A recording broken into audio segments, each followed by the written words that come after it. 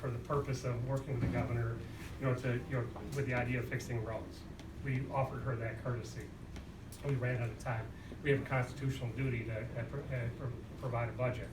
We do not have a constitutional duty to include her in all of our meetings. But she knew everything that was going on. And so she ended up getting her budget on time. It was very reasonable, very measured approach to running Michigan's government, something we used for the last 8 years. And she vetoed 147 line items. Now, this isn't the bad part. I mean, the bad part. It was public safety and public health, and in education and roads. And we said, what in the world are we going to do with this? And then their state administrative board moved $625 million of your money within their own departments. And to me, this is the most egregious thing. And she has to agree to put this weapon away. She weaponized this budget. And if you think about what's happening, we are that close to having our bureaucracy as a fourth branch of government. It's not our intent to write a blank check to any governor, including this one.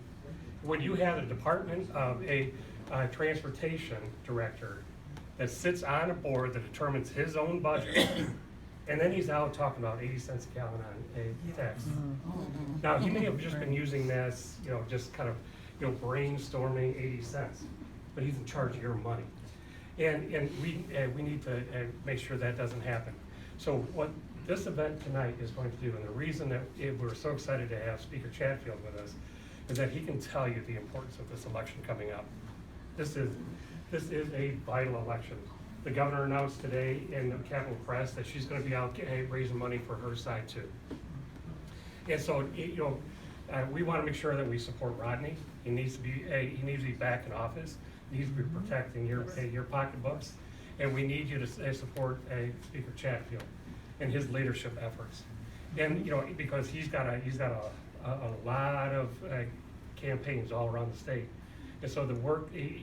I think I had somebody come and speak very early on in the early '90s when I first ran for office. Chuck Yacht came to my fundraiser, and he said this: if you can afford to give to national politics, by golly, do that. Presidents and U.S. Senate and the House. He said if you can't do that, give to your local party or your state party. Give to your local party, but the most important thing to do is give directly to the party. And Speaker Chatfield can tell you how important giving money directly to the caucuses, giving money directly to Rodney, and all of that, not just the money support, but the moral support. Because there's going to be a lot of pressure, to overturn some of these things. I'm probably taking some of your speech away.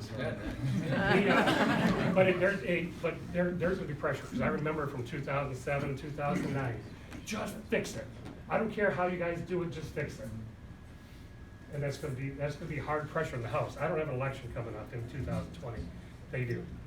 And so it's going to be very important. So with no further ado, let me, somebody I've come to know and trust in this position. I never doubted that he would be good, but he has grown into this, matured into the speaker's role, and very calm and measured in anything that I've ever heard him say or do. So with that, Speaker Lee Chatfield.